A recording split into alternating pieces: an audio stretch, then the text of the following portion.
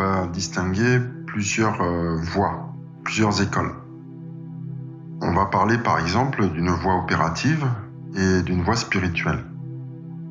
On va parler aussi dans cette vidéo d'une voie énergétique. Donc on va voir à quoi ça correspond. D'une façon générale, l'alchimie, ça va être une science des transmutations de la nature, des saisons, des énergies, et aussi à l'intérieur de l'être humain. Donc c'est une science qui a la racine, on dit, de toutes les religions. C'est une tradition très ancienne, qui est close un peu, dans les périodes sombres en tout cas, qui demande une initiation, qui demande d'aller chercher la lumière, justement, de cette connaissance, eh bien, à l'intérieur de nos religions, déjà, pour commencer. Puisqu'on va retrouver cette racine dans toutes les religions planétaires. On va distinguer, en général, la voie opérative de la voie spirituelle. Par exemple, dans le christianisme, il y a cette voie opérative et cette voie spirituelle. Dans l'enseignement du Christ, il va déléguer à 2 de ses disciples ces voies. À Pierre, donc qui est la voie de Pierre, de Pétros, il va décliner la voie opérative, donc la voie de la pierre philosophale, qui est la voie des bâtisseurs.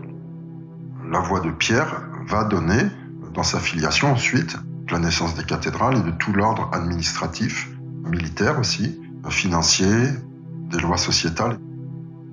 On parle aussi d'une alchimie des jardins, des potagers, une voie verte. Il y a une voie médicale aussi. Il y a aussi une voie des métaux, une voie bleue. On arrive dans la métallurgie.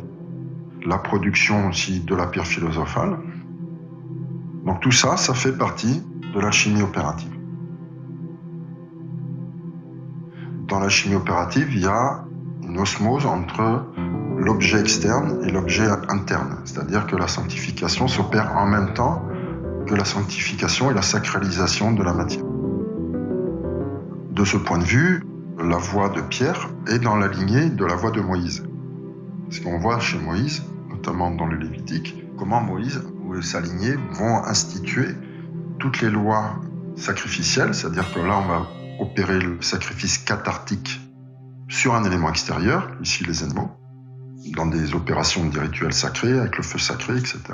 Avec une sanctification des animaux et une sanctification catharsique où l'âme des populations va venir se purifier dans ce rituel. Donc c'est vraiment un processus où il y a un élément extérieur qui va être transmuté en même temps que l'élément intérieur. Et on voit aussi dans le Lévitique qu'il n'y a pas seulement les rituels cathartiques, il y a aussi toutes les règles pour bâtir les temples, pour bâtir le Saint des Saints, toute la construction des lois religieuses, mais aussi administratives. On retrouve exactement les mêmes processus pour créer en fait une civilisation.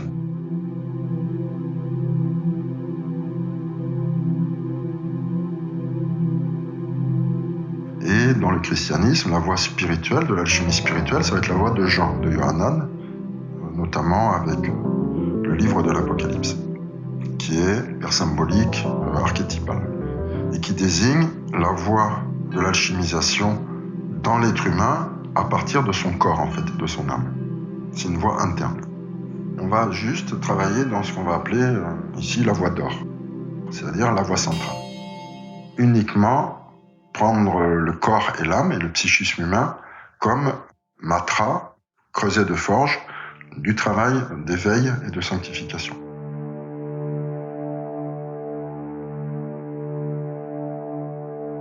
On va parler aussi, ici, dans la vidéo, d'alchimie spirituelle et énergétique. C'est référent au monde des guérisseurs, au monde des énergéticiens. Le maître spirituel Jésus est aussi reconnu pour ses guérisons. Donc il y a aussi dans le christianisme une sensibilité à ces écoles des énergéticiens, des guérisseurs. Donc en général, l'alchimiste spirituel qui est aussi énergéticien, il va posséder des grilles de points énergétiques qui vont devoir être décristallisées, remises en fluidité, en circulation, à la façon d'un garagiste, on pourrait dire, qui répare une voiture. Il y a un aspect très prosaïque, très rationnel. Effectivement, si on fait ces opérations sur une personne, avec son consentement bien sûr, et de façon éclairée, automatiquement, il va y avoir une libération des énergies naturelles dans l'être humain, qui va mener progressivement à un meilleur fonctionnement de son psychisme et de son corps aussi dans une certaine mesure.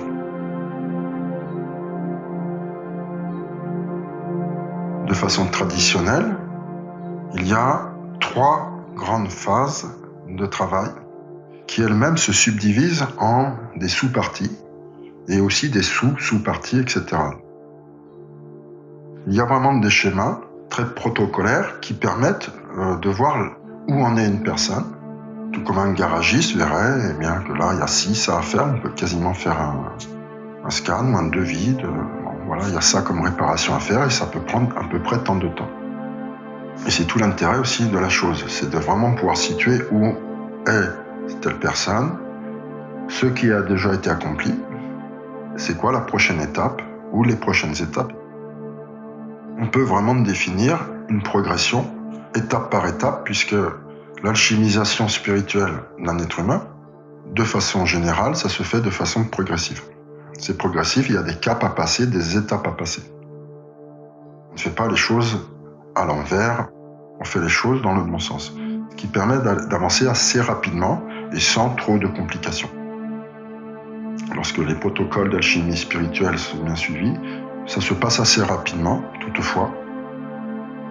Et pour cela, ça nécessite de la part de la personne un travail, une pratique quotidienne d'exercices à faire, tout comme si on veut faire du sport, par exemple se préparer à un marathon ou à des choses un peu élevées, il va falloir travailler tous les jours à s'assouplir le corps, à s'assouplir les tendons, etc. Et aussi travailler son mental à travers ça. C'est par un travail quotidien qu'on arrive à une fluidité, à une souplesse aussi. Et lorsqu'il y a des caps à passer, des épreuves à passer ou des défis, on ne va pas se faire une déchirure, on ne va pas se faire un claquage, en suivant bien les consignes aussi de l'alchimiste, qui connaît le travail qu'il a à faire. Et surtout les enjeux, parce que l'alchimiste, il sait quelles étapes sont à passer, et que là, il y a des difficultés qui peuvent apparaître, des choses comme ça. Voilà, un peu des challenges. Donc, à partir de ce moment-là, avec une guidance et aussi un travail sérieux, ça se passe assez rapidement et assez bien. Ça dépend aussi d'où part la personne, s'il y a vraiment beaucoup de réparations à faire, par exemple. Mais ce qui compte, le plus important, c'est la pratique quotidienne aussi de la personne qui est en cheminement. Ça, c'est vraiment très important.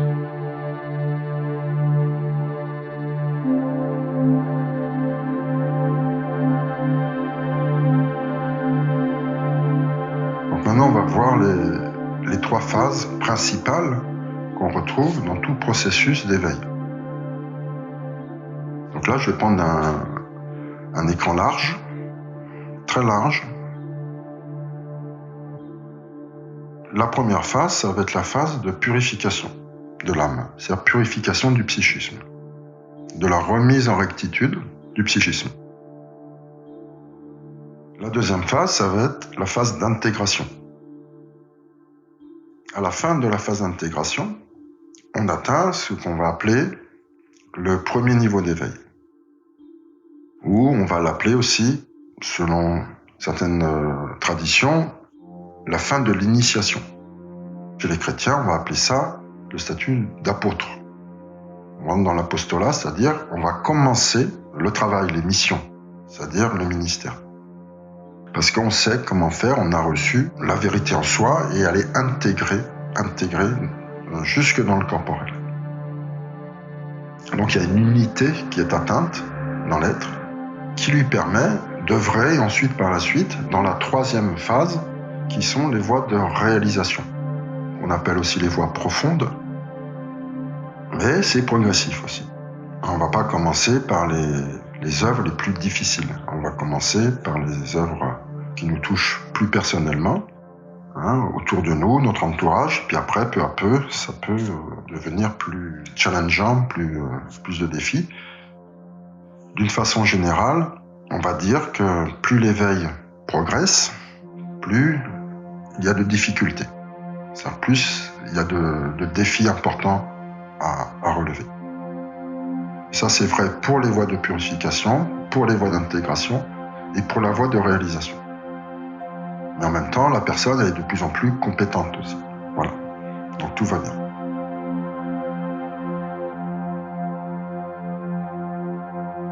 On va se concentrer dans cette vidéo plus précisément sur les deux premières phases. La première phase, ça va être la purification de l'âme, le nigredo, l'œuvre noire, la purification psychique. Une fois cette purification psychique, on va passer à l'intégration. De façon traditionnelle, elle est subdivisée en deux grandes parties, qu'on va appeler l'albédo, l'œuvre au blanc, sous le signe du cygne ou de la colombe, en tout cas un oiseau blanc, qu'on va appeler aussi la voie longue.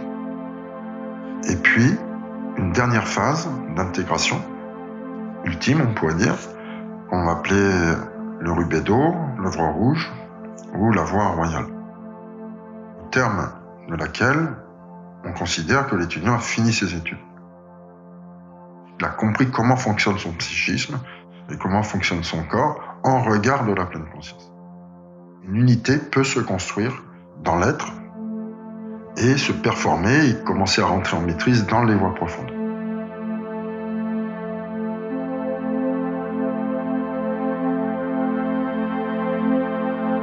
Maintenant, on va se concentrer sur la purification de l'âme.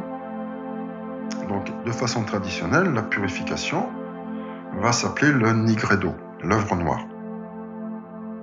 C'est l'œuvre de purification psychique, uniquement psychique. Mais qui peut avoir déjà des débuts de résultats aussi dans le réglage physique, notamment dans le réglage nerveux et du système nerveux central, c'est-à-dire cérébral, du rachis et, on va dire, des intestins. Il peut y avoir des débuts de régulation, mais souvent les régulations physiques vont se faire plus dans l'intégration et aussi à la suite dans les voies de réalisation. Ça va continuer, ça dépend un peu des problèmes qu'on peut avoir à ce niveau-là. Pour vraiment obtenir dans la réalisation un épanouissement à la fois psychique, mais aussi dans le corps. C'est-à-dire les énergies dans le corps circulent bien au niveau organique aussi. Cette naturalité, cette unité, une fois intégrée, elle va permettre vraiment un épanouissement à tous les niveaux de l'être. Donc on voit qu'il y a aussi une forme de guérison du corps, relative, pour son bien-être général, pour être bien dans sa peau.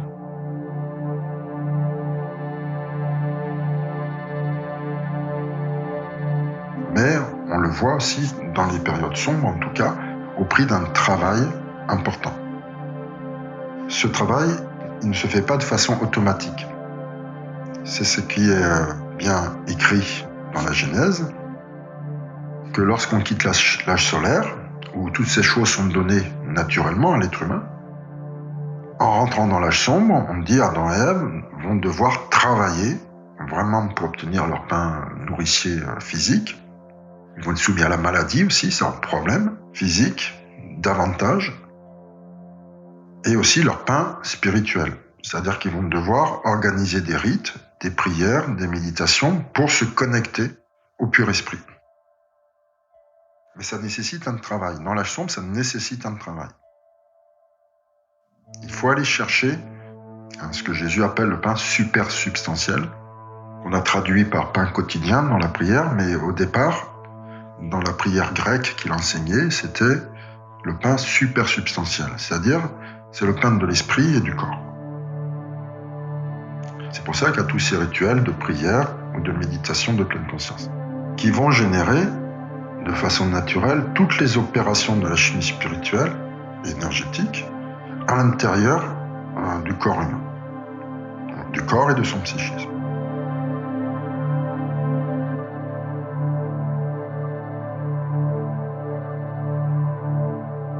L'œuvre noire.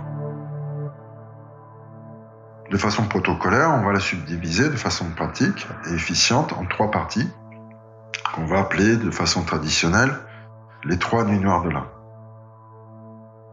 Pourquoi les trois nuits noires de l'âme ?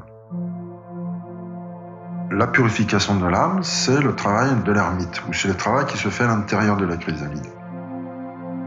C'est-à-dire, on va vraiment aller à l'intérieur de son être, de son corps, et de son psychisme, c'est-à-dire de ses sentiments, de ses émotions, de son mental et de sa volonté, de ce que je veux, de son désir spirituel, et aller régler ça.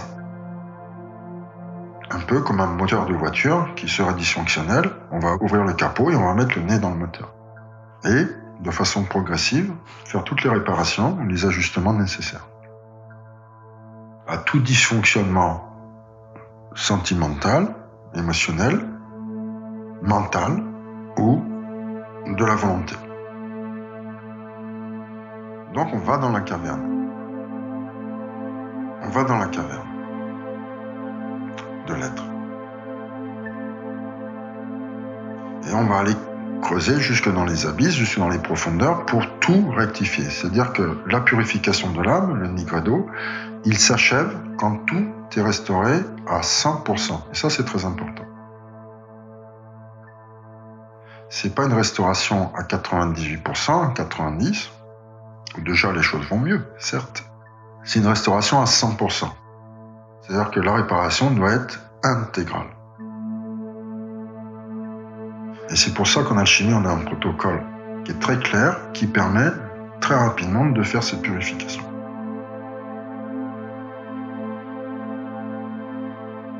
Ces purifications aussi, on les appelle la voie brève. Alors pourquoi on les appelle la voie brève? Parce qu'effectivement, techniquement, normalement, c'est la partie la plus rapide. Alors qu'on voit dans la pratique, chez les gens, que ça leur prend beaucoup de temps, en fait.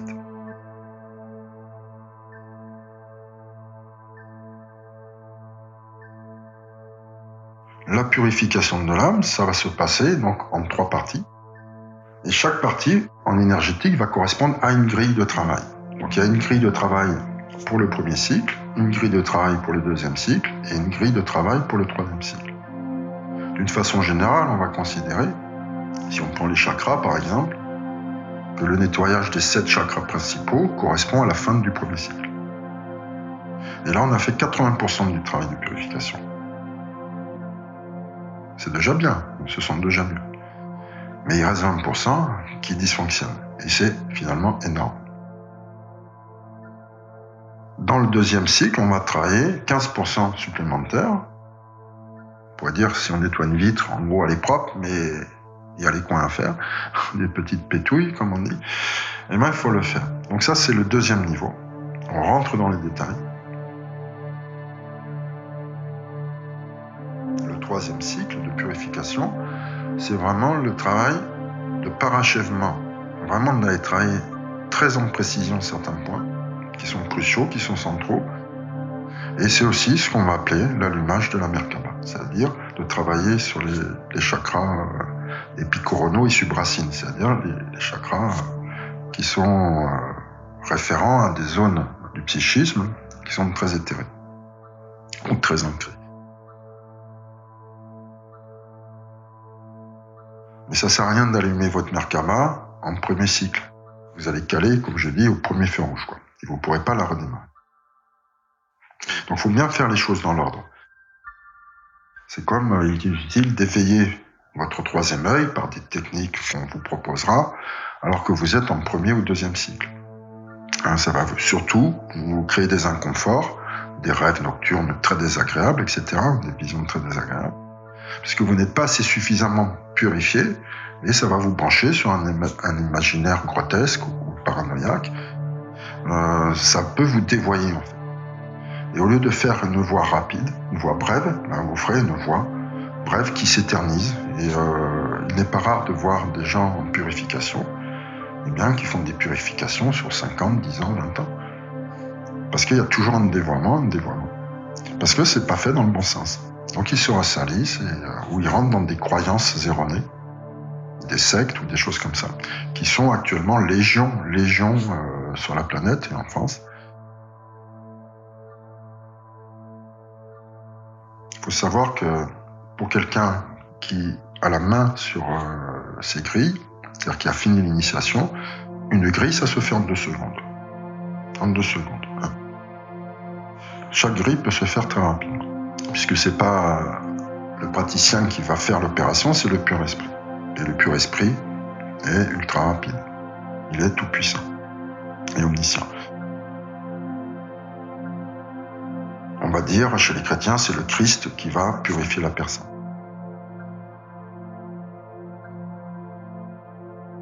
Un guérisseur, il ne peut pas vous soigner plus que lui, il n'est soigné.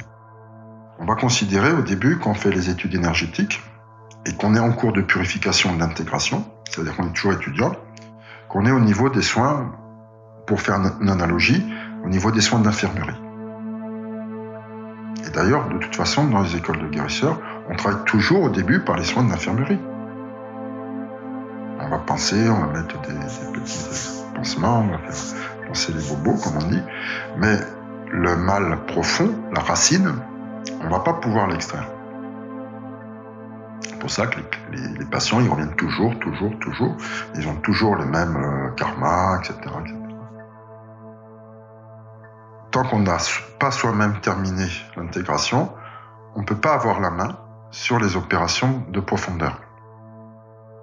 Donc on doit d'abord le faire sur soi, ou le recevoir sur soi, pour pouvoir le faire chez les autres. Voilà. À partir du moment où on a fini l'intégration, ou l'initiation, on peut de plus en plus rapidement intervenir aussi sur la racine du mal, du dysfonctionnement chez la personne. Mais il faut bien commencer par ces soins d'infirmerie. C'est normal de commencer par ça.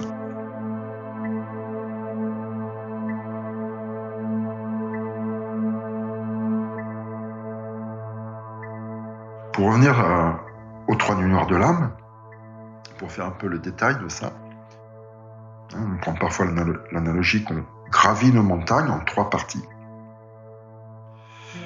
Et au pied de cette montagne, il y a un village. Et on quitte le village et on va grimper la montagne pour arriver dans la deuxième partie qui est, on va dire, les alpages un peu. Puis la troisième partie de la purification, on va dire, c'est le domaine des hauteurs, des neiges éternelles, etc.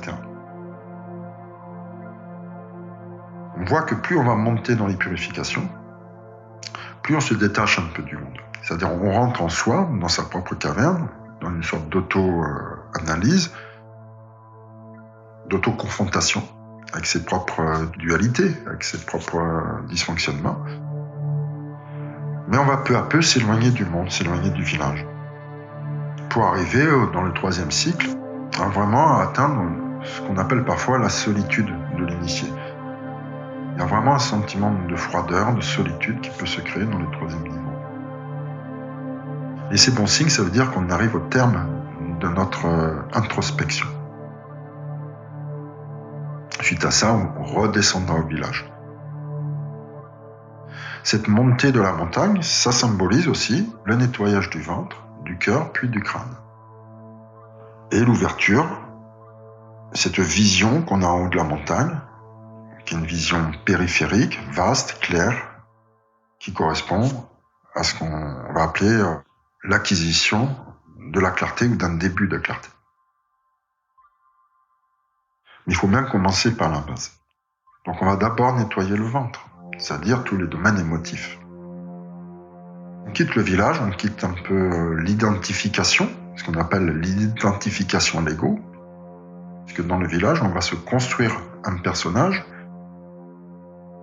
Heureusement qu'on le construit d'ailleurs, parce que ce personnage, il est compensatoire à nos dysfonctionnements. Ça permet, ce personnage, de trouver un équilibre, malgré tout, dans notre existence. Mais on reste boiteux, on pourrait dire. C'est-à-dire que, ou alors, on reste dans le bricolage, on pourrait dire. C'est-à-dire qu'il y a des parties qui sont bien faites, qui sont bien abouties dans notre vie, mais il y a certaines parties qui sont bricolées. Et il faut toujours y revenir. Une partie bricolée, comme on dit, ou arrangée, ça va tenir jusqu'à ce qu'il y ait un défi important, une contrainte importante. Là, ça va casser. Donc, il y a toujours des choses qu'on n'arrive pas à faire. C'est au moment de pression, au moment important, on échoue. Après, on va compenser par un personnage où on va commencer à rentrer dans des systèmes de procrastination ou de démotivation. On va rentrer dans des systèmes un peu dépressionnaires, des choses comme ça, ou fatalistes, etc. Donc on voit qu'il y a une forme de dysfonctionnement dans ce qu'on va appeler le village. Le village, c'est la population mondiale, un peu générale. C'est un peu tous les gens pendant l'âge sombre. Pendant l'âge sombre, tous les gens sont plus ou moins dysfonctionnels. Et donc vont se référer à un personnage auquel ils vont s'identifier totalement. Totalement. C'est-à-dire se confondre avec cette construction mentale qui n'est que compensatoire en réalité. La première phase de l'éveil, c'est quitter justement, c'est se rendre compte que ce personnage, finalement, il nous remplace. Il remplace notre être profond dans notre vie. Et de commencer à quitter ce personnage. Alors bien sûr, on va quitter du coup une partie de cette société aussi. On va avoir besoin de s'isoler. Et c'est vrai que le travail de purification, c'est un travail d'isolement. C'est un travail d'isolement. On n'aura plus envie de voir un tel, ou moins envie. Certains membres de sa famille, etc. Ça, c'est un phénomène qui est constant. J'ai besoin de me retirer pour méditer sur ma vie. Et en profondeur cette fois-ci. C'est-à-dire d'aller trouver la vérité en soi, mais de vraiment la trouver et de vraiment se remettre en droiture de tout ça. C'est-à-dire qui suis-je réellement ? Eh bien c'est ça, c'est la recherche. Je veux savoir qui je suis et quel est le sens de cette existence. Mais par contre, dans la purification, il faut aller jusqu'au bout et mener cette quête à 100%. À 100%, avant qu'elle ne puisse s'intégrer totalement dans notre vie. Donc voilà, ça c'est vraiment le ressort de la première phase. C'est-à-dire qu'on va peu à peu quitter l'identification à l'ego du personnage pour entrer dans le deuxième cycle où on va tronquer son personnage mondain et son ego mondain avec un ego spirituel. Donc la deuxième phase, c'est vraiment la phase où va s'installer un ego spirituel. Bien sûr, si on fait la voie brève de façon brève, ce deuxième cycle, il ne dure qu'un mois. Ça n'a pas le temps de s'installer, l'ego spirituel, à ce niveau-là. Mais pour les gens qui sont en parcours spirituel, disons, depuis des fois des années, des décennies, bien souvent, il y a beaucoup de gens, ils sont campés dans les alpages et ils montent toute une petite société ici. Ils ont fait 80% du nettoyage, ça va déjà mieux, ils sont un peu différents, ils ont compris, etc., etc. Ils sont plus dans l'ego mondain. Mais par contre, ils sont bien forts dans l'ego spirituel. Mais il y a toujours un dualisme dans cet ego spirituel. Il y a toujours moi et l'autre et une différence. Et là, ça ne fonctionne pas. Parce qu'en fait, il n'y a que 80% du travail qui est fait. Mais c'est un peu une zone de confort qu'on peut trouver là. Et ça, c'est un des grands pièges de la purification. C'est pour ça qu'on l'appelle la voie brève. Pourquoi ? Quand vous avez un problème psychique, un grand chagrin, un grand doute, de grandes peurs, c'est comme si vous aviez un problème physique, une coupure ou quelque chose. Il ne faut pas procrastiner, c'est-à-dire si vous avez un bobo physique, il faut le traiter rapidement. C'est une voie brève et vous n'arrêtez pas le traitement jusqu'à ce que ce soit circonvenu ou neutralisé. Quand on me dit voie brève, c'est une consigne. Si vous avez un problème à l'âme, il faut le traiter rapidement. Il ne faut pas rester dans sa douleur qui va devenir chronique et même qui peut s'infecter. Les infections de l'âme, on va appeler ça l'animosité, la haine ou les angoisses. Ce sont des signes, on pourrait dire, d'infection. Parce que quelque chose n'a pas été soigné en temps et en heure. C'est pour ça qu'on appelle la purification la voie brève. C'est une consigne, faites-le rapidement. Pour ne pas avoir trop de complications au niveau de vos émotions comme des crises d'angoisse, des insomnies, des dépressions, des pertes de motivation, des pertes de foi, profondes, chroniques. Ça, c'est le signe que ça n'a pas été traité. Mais c'est le cas pour tous les êtres humains quasiment, se retrouvent dans ces situations. Il y a un aspect aussi normal et naturel dans l'âge sombre d'avoir affaire à ces choses. Ça ne veut pas dire qu'il ne faut pas le soigner, le guérir.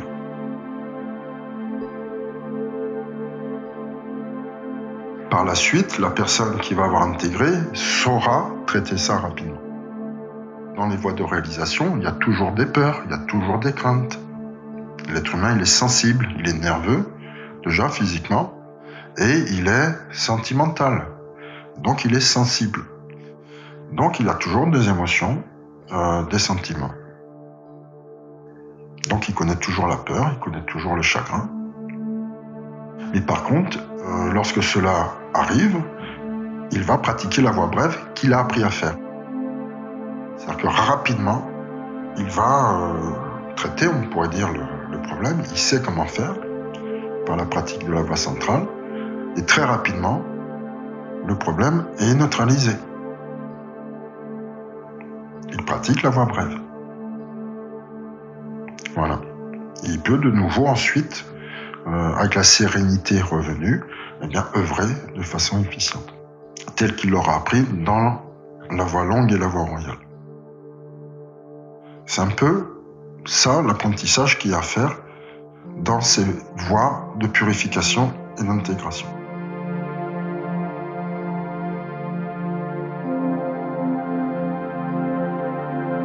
Dans le deuxième cycle, il peut y avoir aussi des charismes qui commencent à apparaître. On peut les avoir avant aussi. En général, elles vont augmenter. On dit le taux vibratoire augmente. Les charismes augmentent. Les charismes, c'est-à-dire les dons spirituels. Là, il y a un grand piège à ce niveau-là. Il y a un grand piège parce que dans le deuxième cycle, où on a cet ego spirituel qui peut s'installer, on va croire que l'éveil, c'est ça. On va croire que l'éveil, c'est les pouvoirs, en fait, les pouvoirs psychiques. Et bien souvent, on va vouloir acquérir tel charisme. Il y a même des gens qui vendent ça. C'est un peu idiot. C'est vraiment du consumérisme. On veut avoir le même que le voisin. Alors que c'est pas du tout votre outillage. Donc c'est quoi ces charismes? C'est quoi ces dons spirituels? Chacun a des charismes et des dons spirituels qui lui sont naturels et qui correspondent à sa vocation. Donc ces charismes, ils sont naturels, c'est pas la peine d'aller les chercher ou d'avoir le même que le voisin, parce que vous n'avez pas le même atelier que le voisin. Voilà, vous n'avez pas la même vocation, le même ministère. Donc c'est simplement que ces charismes vont se développer effectivement de façon naturelle à mesure que la purification progresse et que l'intégration progresse. Il va falloir aussi avoir la main sur ça, savoir comment les utiliser. Les charismes, ce sont des outils qui vont nous donner une tâche à faire. Ce ne sont que des outils. Et d'ailleurs, ils peuvent très bien changer dans une existence ou être retirés, sans que ça puisse vous perturber. Bien souvent, dans les voies de réalisation, dans les voies profondes, il y a des moments où on n'a plus de charisme. C'est-à-dire qu'on se retrouve comme un citoyen lambda qui a juste son cœur, ses tripes, son cerveau et sa bienveillance pour aider les gens, pour faire ce qu'il a à faire dans l'existence. Sans don particulier, alors qu'il en avait avant, et ils peuvent revenir aussi. Parce qu'en fait, l'éveil, la sanctification, c'est pas une question de pouvoir.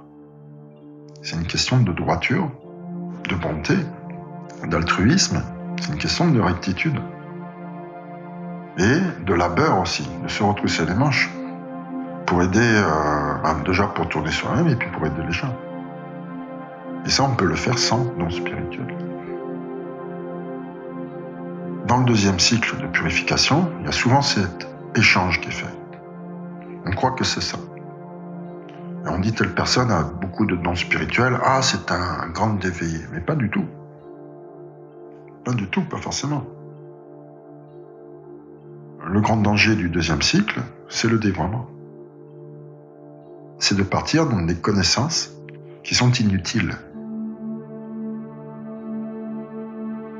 Dans le plan astral, comme on dit, sur le plan sentimental, mais aussi où il y a un fort imaginaire qui va se développer, qui peut être féerique, tout ça, etc., ou cauchemardesque.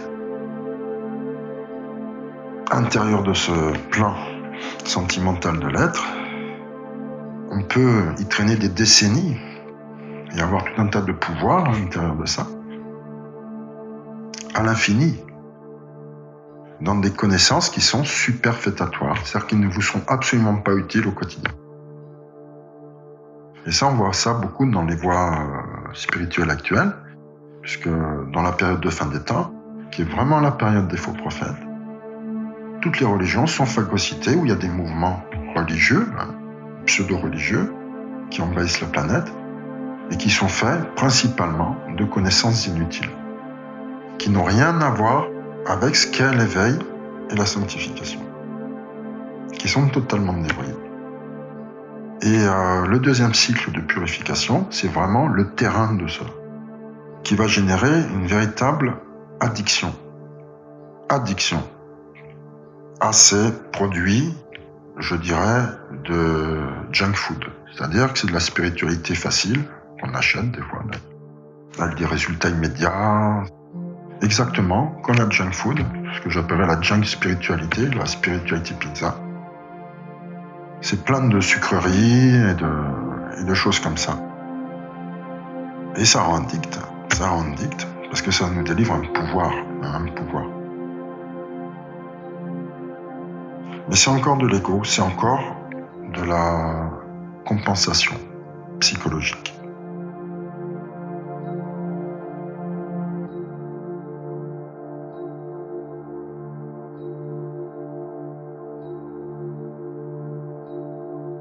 Maintenant, on va parler du troisième cycle, c'est-à-dire la fin de la purification. Là, on est au sommet de la montagne.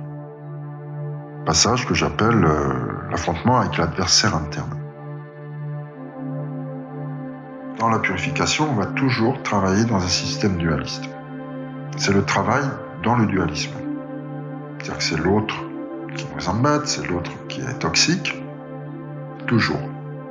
Alors peut-être qu'il l'est, mais nous aussi, nous le sommes. La toxicité, elle est à l'intérieur de l'être, en fait. Le démon, le diable, le duel.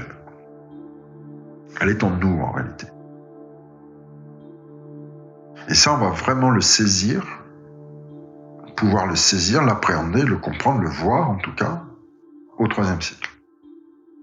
Donc c'est la confrontation avec l'adversaire interne. On se dit, mais en fait, en réalité, c'est moi. C'est-à-dire que je suis responsable de mes réactions, de comment je réagis à la toxicité externe, mais aussi à ma toxicité interne. Sur ce point, il faut quand même préciser que cette toxicité interne, elle est réelle. Et que la purification de l'âme, c'est vraiment une déprogrammation de toxicités qui sont induites dans l'être humain depuis sa naissance.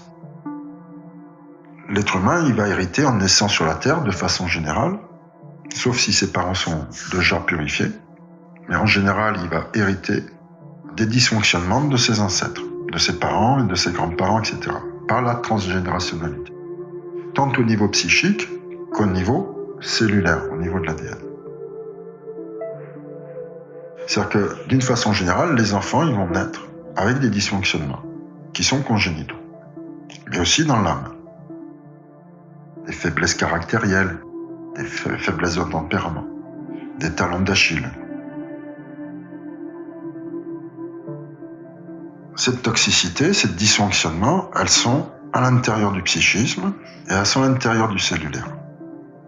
C'est pour ça qu'il va falloir faire un nettoyage psychique et une intégration dans le cellulaire en deuxième partie.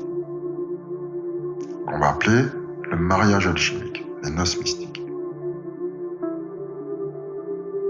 Les problématiques psychiques ou physiologiques elles vont être induites donc par l'héritage transgénérationnel, par les injonctions sociétales aussi, qui ne sont pas forcément alignées, des blessures, des traumatismes psychiques, et parfois même par des maladies nerveuses ou mentales, qui sont purement physiologiques.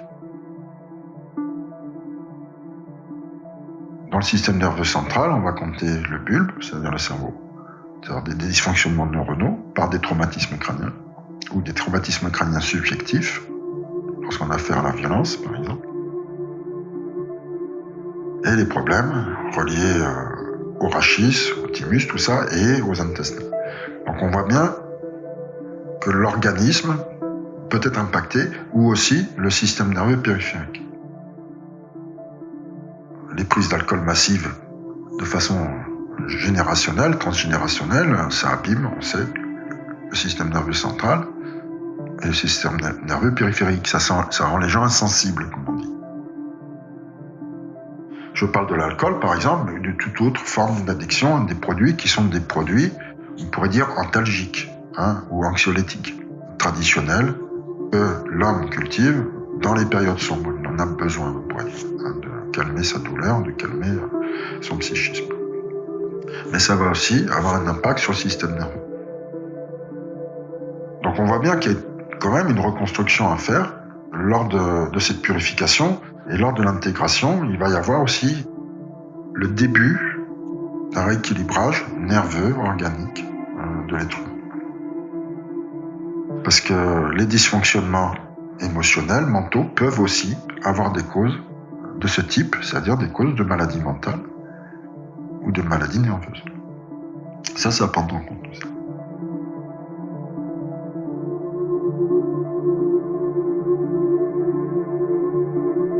Au terme du troisième cycle, donc qui va correspondre en énergétique au lessivage terminal et très précis des corps énergétiques, on a des corps énergétiques, on dit propres comme un sous neuf, c'est vraiment scintillant.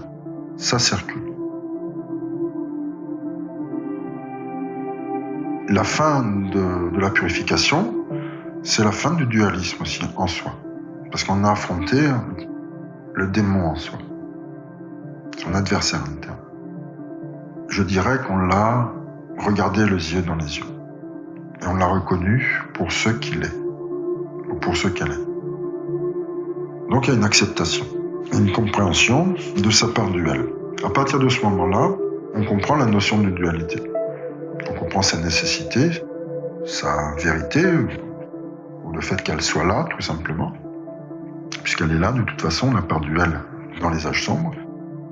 Sa nécessité, d'une certaine façon, et on en comprend aussi sa position hiérarchique.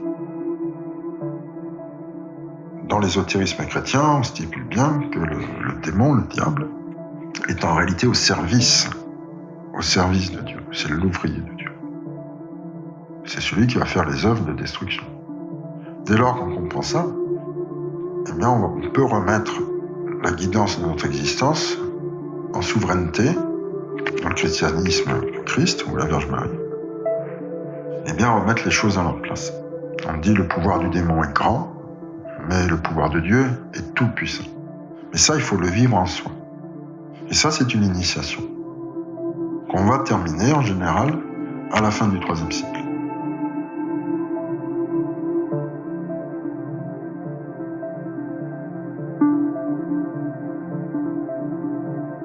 La fin des purifications, c'est aussi la fin du karma personnel. On dit un karma personnel, un karma familial, un karma national, un karma planétaire. La fin des purifications, c'est la fin du karma personnel.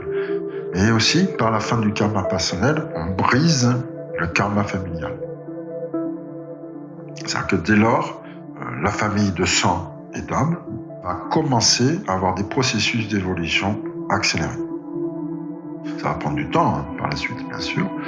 Et donc, ça va faire bouger les lignes, bien sûr, dans les relations. Mais ça se fait aussi de façon progressive. Dans une famille, il va y avoir quelqu'un qui va briser cette chaîne de la malédiction, dit-on, ou du malheur à l'intérieur de la famille. il l'aura déjà fait en soi. Il se sera remis en droiture, en vérité et en rectitude, de façon complète, pour pouvoir avoir ce geste, on pourrait dire symboliquement, de briser les chaînes de son propre clan, de sang et d'âme.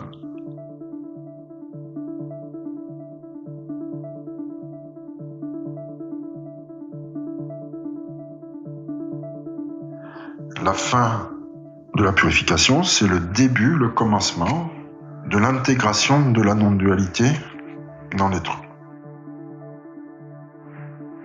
On dit en alchimie qu'on nettoie le vêtement de son âme et de son corps, c'est-à-dire ses corps plasmatiques, ses corps énergétiques, jusqu'à obtenir un résultat totalement propre, à 100%. Dès lors, l'esprit, le pur esprit, la lumière de l'être, va circuler dans ce plasma de façon optimale et produire la sanctification, l'éveil, et générer une unité entre le pur esprit et les corps plasmatiques, c'est-à-dire psychiques et physiques. Mais ce processus d'intégration, il prend plusieurs mois. Cet albédo, cette voie longue, ici on la subdivise en 5 parties et la voie royale en 4, ce qui fait un total de 9. Un système métrique décimal. Il y a d'autres métriques. On va commencer à faire descendre dans nos vies le pur esprit. Mais ça s'apprend. Pourquoi ça s'apprend? Parce qu'on n'a pas l'habitude de le faire. Le début de l'intégration, la voie longue, c'est vraiment une réactualisation du mental, des méthodes d'administration dans sa vie. On va dire que la voie longue, c'est la voie de l'élan du cœur. C'est-à-dire qu'on va mettre le mental au service du cœur. La centrale d'information, c'est le cœur. C'est-à-dire, c'est ce qu'on va appeler la volonté pure, l'intuition pure, l'inspiration divine en nous. Et c'est ça qui commande dans l'être, c'est ça qui est royal, justement. C'est ça qui est souverain dans l'être. Donc on va mettre le mental au service de son roi. Donc le mental n'est pas là pour expliquer l'existence, il est là pour mettre en pratique, faire descendre dans la matière ce que le cœur ordonne. Et ça s'apprend. Donc il va falloir se rééduquer au niveau du mental pour suivre son intuition. C'est pour ça qu'on appelle cette voie la voie de l'élan du cœur. Mais dans cette voie de l'élan du cœur, il y a toutefois des contraintes. C'est-à-dire qu'il ne s'agit pas de faire les choses n'importe comment. Donc la méthode qui va être préconisée dans toute la voie longue, c'est de suivre son intuition, l'intuition divine, maintenant que le cœur est purifié, que le désir est purifié, qu'on sait ce que l'on veut, on a le discernement aussi, des influences toxiques ou pas, etc. On commence à maîtriser la voie brève, c'est-à-dire que dès lors qu'on a des toxicités qui surviennent dans notre existence, on va savoir le plus rapidement possible, de façon le plus brève possible, les circonvenir ou les neutraliser. Maintenant qu'on a cet outil, on va pouvoir suivre son cœur et assujettir son mental, mais comme on dit, dans la voie longue, il faut apprendre aussi à être patient, prudent, et à bien réfléchir avant d'agir. Il faut faire les choses avec sagesse. À partir de cela, on va commencer à réguler ou à poser les bases de réguler déjà sa propre existence. En commençant par soi, sa vie personnelle, sa vie de famille, couple, enfants, etc., parents, frères et sœurs. Toujours en commençant par cette base, du centre vers l'extérieur. Le travail de la voie longue, c'est l'acquisition de la technique. C'est pas encore l'ouvrage qu'on va faire pour vraiment équilibrer tout ça de façon pérenne. C'est vraiment l'apprentissage de la technique.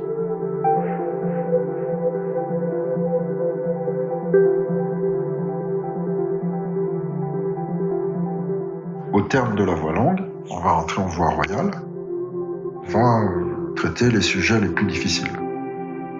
On va commencer par le plus simple. Et puis en voie royale, on va traiter ce qui pour nous est le plus difficile, c'est-à-dire rectifier dans notre existence en suivant la voie du cœur, en réfléchissant bien, avec une bonne réflexion de ce que l'on va dire et faire.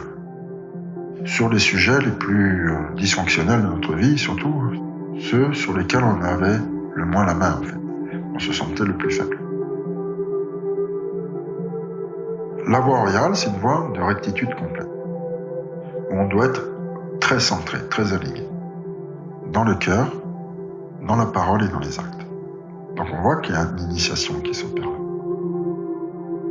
Et lorsqu'on va avoir réglé dans notre vie personnelle ce point si sensible, si central de notre équilibre à la fois personnel et collectif, social, eh bien voilà, on a appris à le faire. C'est-à-dire que les actes ont été posés, les mots ont été posés. Et là, on est de nouveau en souveraineté. Il y a dans la voie royale une notion d'autorité spirituelle, mais pas seulement sur l'extérieur, avant tout une autorité spirituelle en soi. Dans la voie longue, on apprend comment fonctionner, en suivant la voie du cœur, la voie centrale, et en réfléchissant bien avant d'agir. Et dans la voie royale, on apprend ce qu'on va appeler la fidélité à Dieu, c'est-à-dire la fidélité à soi aussi, à ses valeurs, de façon complète. Mais en réfléchissant bien, ne pas nuire aux gens. On dit la parole ne doit pas nuire. On dit la parole ne doit pas être impudique. Et la parole doit être utile. Elle ne doit pas être inutile. Il y a dans le verbe, dans la façon de parler, des règles aussi à respecter. Il est possible de maquiller la vérité, et même parfois de mentir. C'est autorisé, si c'est pour protéger quelqu'un, pour ne pas nuire à quelqu'un. Ou parce que c'est impudique, ou parce que c'est inutile d'en parler. Parce que là, on se tait. Mais on voit que cette vérité qui va se manifester dans l'être, elle est subtile. Il y a quand même des choses à respecter qu'on apprend justement dans la voie longue et dans la voie royale. On va considérer, au terme de cette voie royale, que la personne sait comment ça marche, parce qu'elle l'a fait une fois déjà, et sur des points cruciaux pour elle.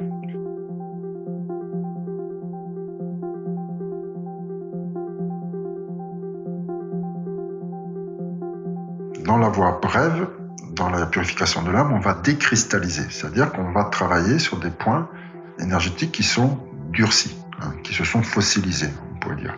C'est-à-dire que ce sont des petites complications qui se sont faites dans l'âme, dans l'émotion, dans le mental, dans la volonté, dans la motivation, qui, au fil du temps, au fil des années, n'ont pas été guéries et qui se sont cristallisées, qui sont devenues dures, quoi. Et ça fait des petits points de blocage à l'intérieur de l'être, ce qu'on appelle des psychorigidités. C'est ça qu'on va dissoudre dans la voie brève, jusqu'à ce que ce soit totalement fluide, qu'il n'y ait plus la moindre cristallisation. Dans la voie longue et dans la voie royale, il n'y a plus de cristallisation dans l'être. Ça ne veut pas dire qu'on ne peut pas se salir l'âme encore. On peut recevoir des énergies toxiques, etc., ou en générer. La pollution qui va être faite dans les voies longues et royales, et ça arrive bien sûr, se nettoie rapidement. Il n'y a pas besoin de soins très profonds. Donc ça avance assez vite quand même. Là, on est vraiment dans la logique de la voie brève.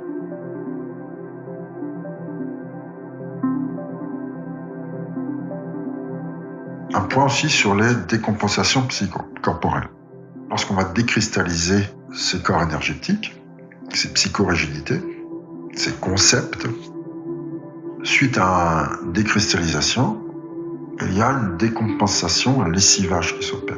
C'est comme si on débouchait un tuyau, vous voyez, d'un bouchon, et ensuite toute la suie toxique qui s'était agglutinée là, ou composée au fil du temps, va venir se déverser, comme une vidange. Effectivement, dans la purification de l'âme, il y a toujours un processus de décompensation qui s'opère. Alors ce sont des décompensations émotives, mentales, ou au niveau de la volonté. Les mauvaises énergies toxiques vont se dévider de l'être. Mais suite à cette vidange, l'être humain, il est assaini de façon durable.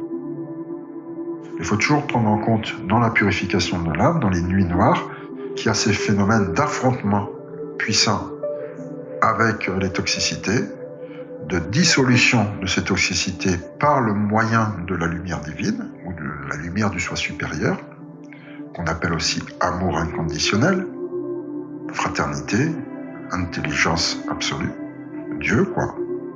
C'est-à-dire que c'est Dieu en nous, c'est notre amour inconditionnel qui va dissoudre finalement tout le dualisme qui est en nous. Et ensuite, décompensation, vidange de ça. Alors, ça peut être des larmes, des souvenirs qui remontent, des choses comme ça, et après c'est terminé. C'est de nettoyer. Voilà. C'est ce qu'on appelle les phénomènes de résilience. Mais il faut y revenir tant et tant de fois. Tant et tant de fois. Jusqu'à ce que tout soit nettoyé. C'est ce qu'on appelle, chez les chrétiens, la rédemption. C'est-à-dire que je rends à Dieu toute mon expérience psychocorporelle, le bon comme le mauvais. Il n'y a pas de bien et de mal dans le divin. On rend tout.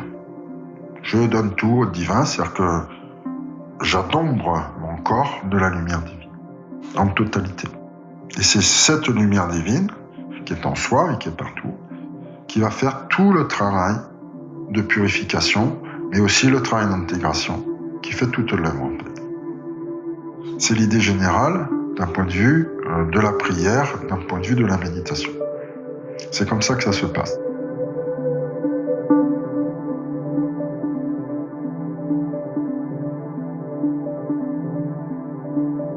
Il y a aussi la notion du chemin étroit, du chat de l'aiguille. Effectivement, ce chat de l'aiguille, ce chemin étroit, il est constant dans l'éveil. Ce chemin étroit, c'est ce chemin qui monte dans la montagne.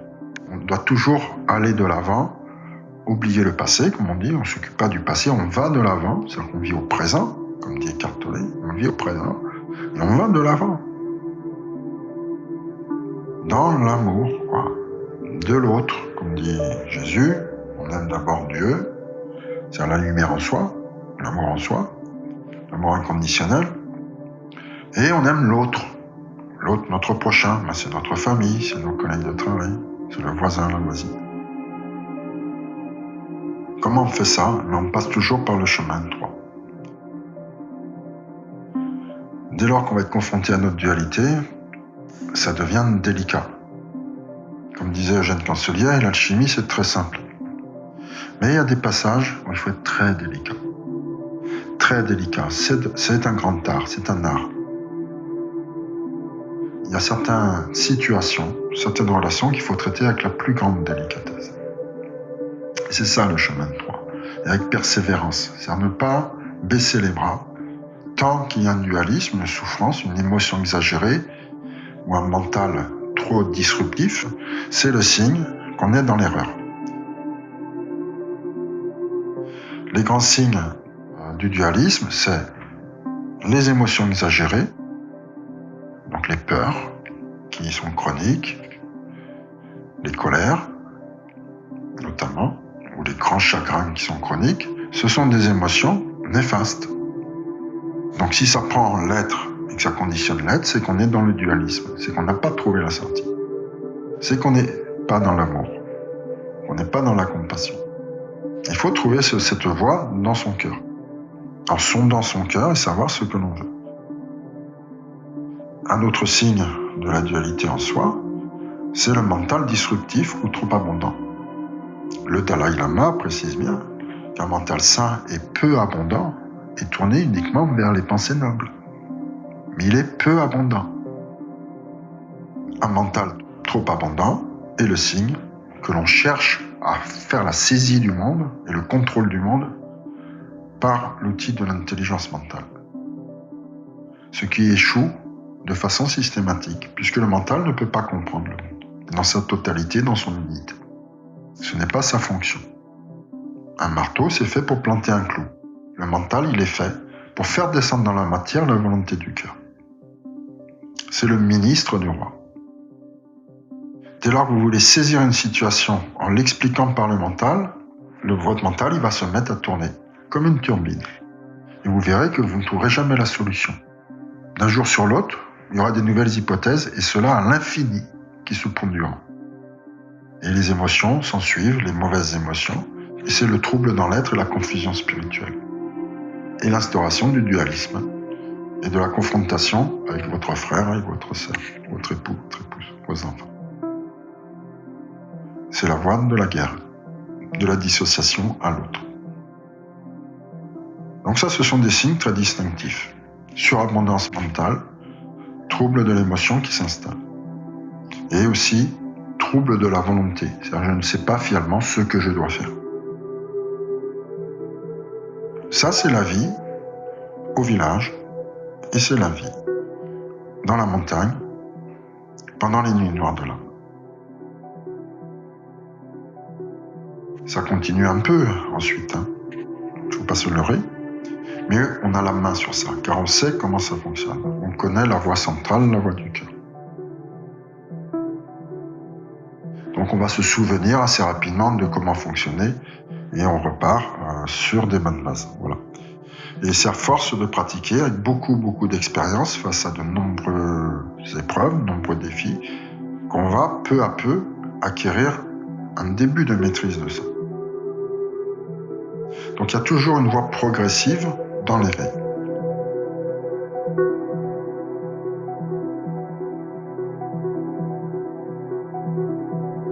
Maintenant, on va parler de la fin de la voie royale, c'est-à-dire qu'à la fin de l'intégration, il y a un moment où c'est acquis. Voilà. On a compris comment fonctionne l'ensemble. On a compris comment se soigner l'âme et aussi un peu les nerfs. Dans la voie brève, on a appris à comment fonctionner, à faire fonctionner son ingénierie, son administration en suivant la voie du cœur. Et on a appris aussi cette autorité sur soi, c'est-à-dire cette indéfectible fidélité au divin finalement, qui permet d'équilibrer toutes les situations. Et de trouver cette paix, cette harmonie. Mais qu'il faut toujours reconquérir, bien sûr. Parce que les défis sont innombrables dans notre monde. Et ensuite, le travail va commencer. L'œuvre, ça va commencer là. Dans le premier niveau d'éveil ou premier niveau de voie profonde. Sur 5 ou ici sur 10 niveaux. Et là, le travail il commence et on va rentrer dans les profondeurs de l'être, dans les profondeurs des mystères du cœur, des mystères vivants de l'existence, de plus en plus profond. Et qu'est-ce qui se produit là au niveau psychique, on pourrait dire, dans l'être et dans sa vie? Eh bien, il y a un lâcher-prise total qui va s'installer dans l'être. Et là, on va commencer à vivre dans le présent. Quand M. Eckhart Tolle parle de vivre au présent constamment, il parle de ce niveau-là. Ce que décrit Eckhart Tolle commence dans les voies profondes, pas avant. Vous ne l'aurez pas avant. C'est pas possible de le faire avant. Il faut travailler à fonctionner comme ça, mais ce ne sera pas intégré acquis. C'est le début de cet état de stase permanente, ou cet état de naturalité de l'être, où les choses deviennent de plus en plus simples en fait. Et c'est là où on se rend compte que la connaissance n'existe pas. La vie est simple finalement, et ce genre de choses. Et on se rend compte que tout ce qu'on a appris dans les études, parfois ça nous servira et parfois ça ne nous servira pas à grand chose. Mais dans la vie quotidienne, en fait, ce n'est pas utile. Ces choses ne sont pas utiles. Et les charismes, les dons spirituels, sont inutiles au quotidien. Pour faire à manger, tout ça, c'est inutile. Ça ne sert à rien. Ou pour régler une situation avec un mari, un époux, un fils, une fille, c'est totalement inutile. Ça ne sert à rien. Le fait d'être bien aligné, de savoir ce qu'on veut, d'avoir cette autorité de rectitude suffit à harmoniser les choses. Les charismes, ils vont survenir uniquement au moment opportun, s'il y a besoin. S'il y a besoin, bien de planter un clou, de scier une planche, l'outil va arriver à ce moment-là, mais pas avant ni après. C'est-à-dire qu'il y a une simplification de tous les systèmes de fonctionnement qui vont s'opérer au cours des voies profondes, pour arriver à toujours plus de vérité, plus de simplicité, plus de naturalité. Il y a une force qui s'installe dans l'être aussi, une force. On devient comme la montagne, à la fois comme la montagne et comme le roseau. Solide comme la montagne, indestructible, à l'intérieur de nous. On est souple comme le roseau aussi. Parce que des fois le vent souffle, mais les tempêtes ne durent jamais. Car tout est passager dans l'existence.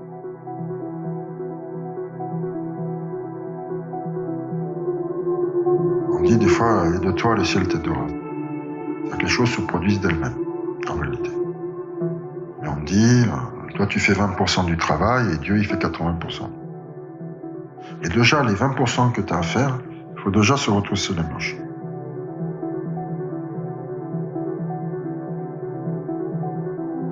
Le temps des études, c'est-à-dire de l'initiation, on a des épreuves. Pendant les phases de réalisation, on n'a plus d'épreuves, on n'a que des défis. Voilà, des challenges. Parce qu'on sait finalement que ça va passer, quoi. Et que même la mort elle-même est une illusion. Tout cela, on l'a appris dans l'initiation.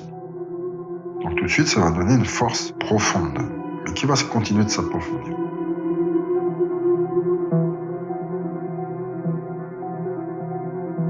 Dans les temps obscurs, dans les temps sombres, l'être en éveil, que ce soit dans la voie de purification, d'intégration, de réalisation, va toujours être ramené à la bête, au démon, toujours. Que ce soit par des voies externes ou internes. Jésus, à ce propos, dit « Lorsque vous suivez ma voie, aucun poison ne peut plus vous faire mourir. » C'est-à-dire qu'aucune toxicité venant de l'extérieur ne peut plus vous anéantir.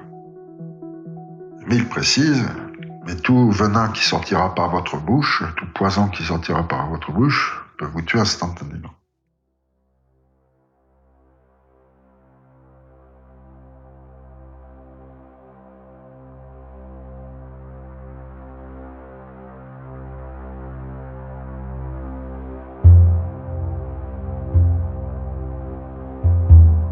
Dans le cadre d'une ascension collective ou d'un éveil collectif, on retrouve les mêmes processus. Alors actuellement, on est à la fin de l'âge sombre, on est à l'époque appelée la fin des temps, qui a commencé donc au début du XXe siècle, et qui se termine là de façon, dit-on, imminente. Comment on peut observer ces processus au regard d'une planète entière ou, là, en l'occurrence, du système solaire.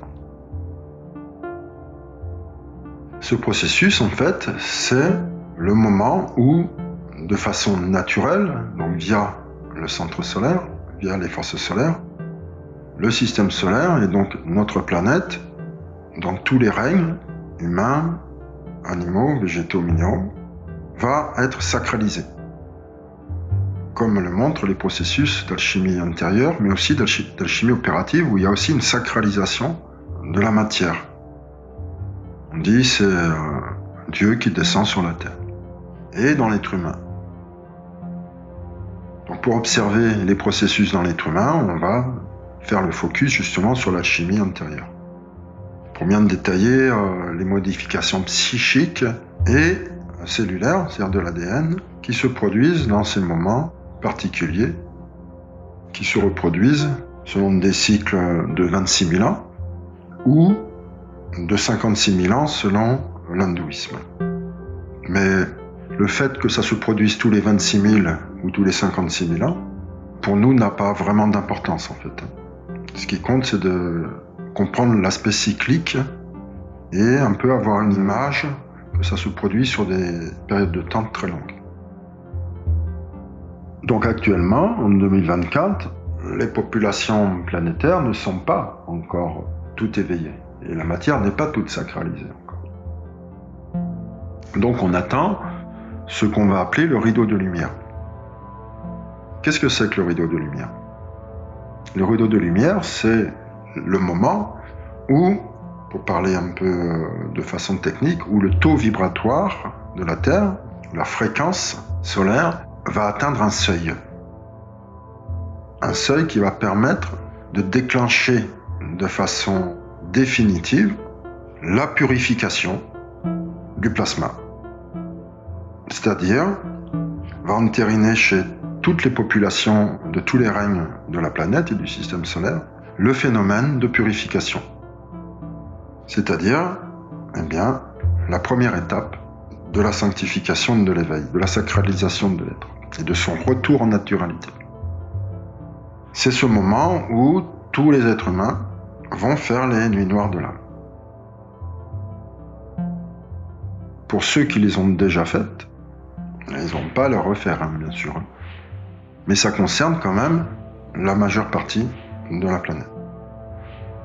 On dit en langage imagé chez les chrétiens, dans l'Apocalypse, à ce moment, le Seigneur viendra dans la nuit comme un voleur, vous sonder le cœur et les reins. Donc ça, ce sont les nuits noires de l'âme. Mais pour les gens où le Seigneur est déjà établi dans le corps et dans le psychisme et dans l'être, déjà intégré, il ne viendra pas comme un voleur. Ils seront avertis de sa venue. Saint Pio a bien précisé dans ses prophéties qu'effectivement, pour ceux qui ont déjà fait le travail, ils seront avertis à l'avance du jour de sa venue et de comment se préparer, des préparatifs.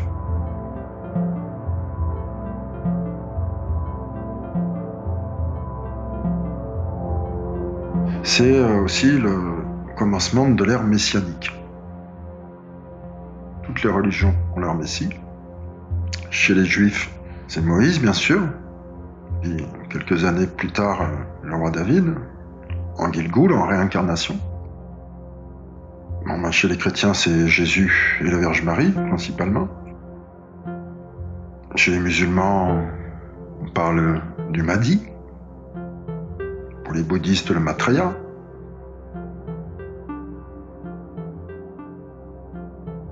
Pour la France, il y a aussi la figure du grand monarque, c'est-à-dire d'un dirigeant de monarchie chrétienne et qui va prendre l'administration de la France dans ces moments de basculement.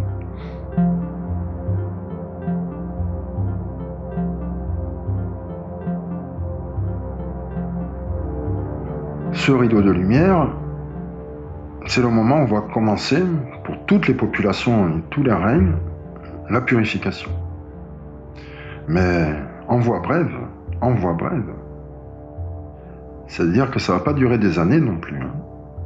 Ce ne sera pas une époque où on va pouvoir traîner dans les ghettos, des sectes. C'est terminé tout ça, bientôt. Ça commence déjà. Saint Pio, il parle de 3 jours et 3 nuits. Alors effectivement, techniquement parlant, c'est possible, 3 jours et 3 nuits. 3 fois 24 heures. Puisque la voie brève peut être très rapide. Mais est-ce que c'est vraiment 3 jours et 3 nuits, 3 fois 24 heures, ou est-ce que ce sont des jours symboliques? Mais, de toute façon, ça va être assez rapide, en temporalité humaine. Ensuite, il y a la voie longue, l'intégration et la voie royale. Alors la voie longue sera un peu plus longue aussi, le temps que les gens intègrent ça, réapprennent à marcher. Et la voie royale, où ils vont se placer, on pourrait dire en certitude de ça, au cœur de leurs existences, personnelles ou collectives. Donc on voit bien que, passé le rideau de lumière, il y a une période de plusieurs années quand même, où les gens vont devoir faire le retournement. Et puis bien sûr, il y a ces voies de réalisation. Donc on dit couramment qu'après le rideau de lumière, il y a une période d'environ une bonne dizaine d'années, voire un peu plus, de réglage. C'est-à-dire de purification brève, d'intégration et de réalisation. Pour atteindre, au terme de la réalisation, un équilibre, mais qui sera planétaire. Une dizaine d'années ou 15 ans, somme toute, à l'échelle cosmique, c'est quasiment instantané. Et on dit bien que quand l'âge d'or arrive, c'est instantané. Mais pour nous, dans nos corps humains, dans nos psychismes humains, ça prend quand même un certain temps. Saint Pio le précise à la fin de ces purifications, qui vont être assez brèves toutefois. Il dit que ce sera le début du printemps. Donc c'est pas encore l'âge solaire dans sa grande plénitude. Il précise en alchimie juive, c'est-à-dire en Kabbale, que ce summum de l'âge solaire, il faut attendre à peu près 1 millier d'années ensuite.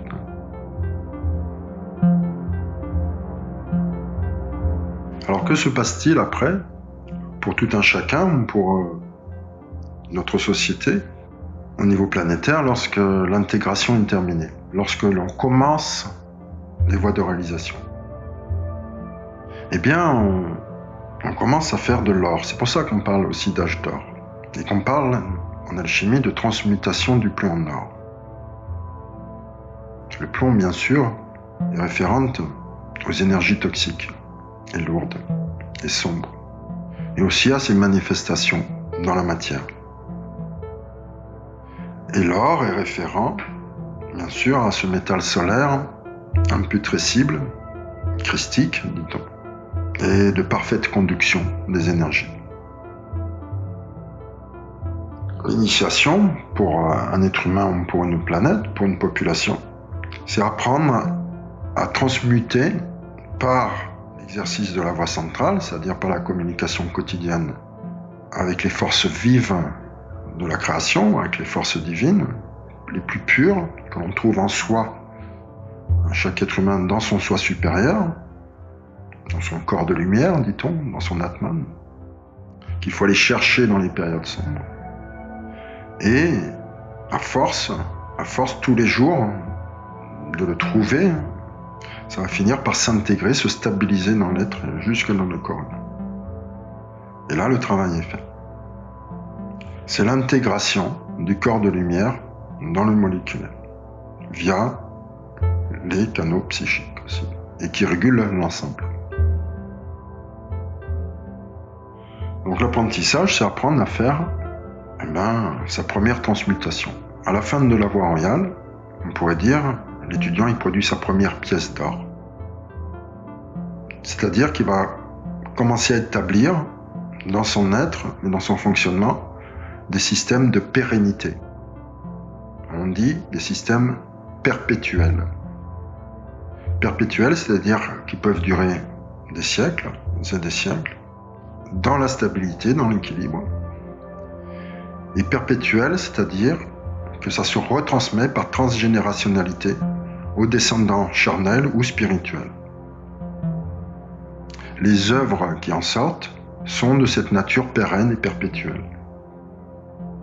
C'est pour ça que dans l'âge d'or, où l'humanité va commencer à produire de l'or, mais en travaillant d'abord sur la transmutation de ces toxicités, elle va produire par la suite, dans les années qui suivront, le commencement, comme un printemps, ce n'est qu'un printemps, un bourgeonnement, une floraison, le commencement de structures pérennes et perpétuelles pour tout l'âge solaire, c'est-à-dire pour des milliers d'années, et qui vont gagner en force, en intelligence, en utilité, au fil des siècles qui s'en suivront, pour atteindre une apogée dans bien longtemps.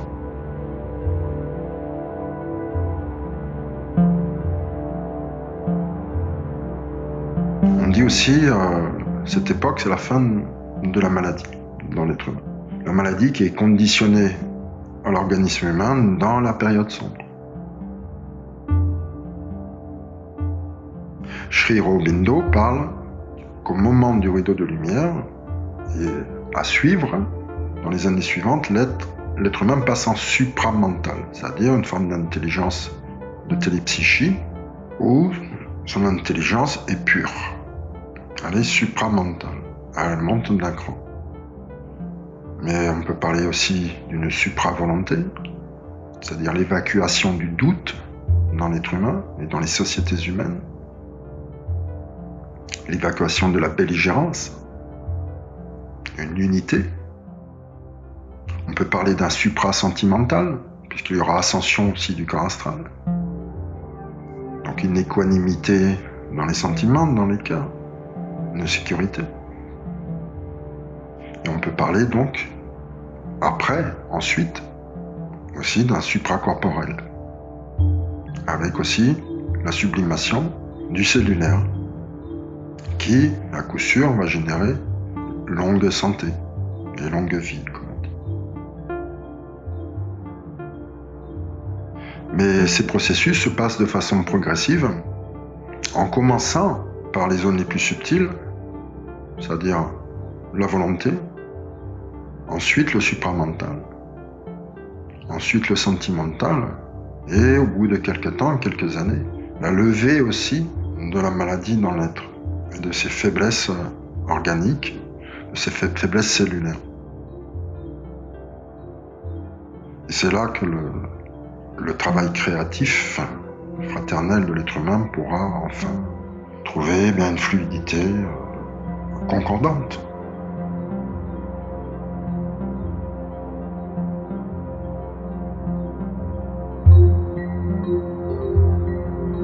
Ensuite, après des milliers d'années, cet âge solaire, il va décliner aussi. On va retomber dans un univers, mais qui sera totalement différent, où l'être humain aura muté totalement dans sa conscience, où il faudra de nouveau rétablir des rituels, où ce sera de nouveau un nouveau calvaire pour l'humanité. Mais ce calvaire, cet hiver, il a son utilité aussi. Il est naturel aussi. Et fort heureusement, il dure bien moins longtemps que l'âge solaire.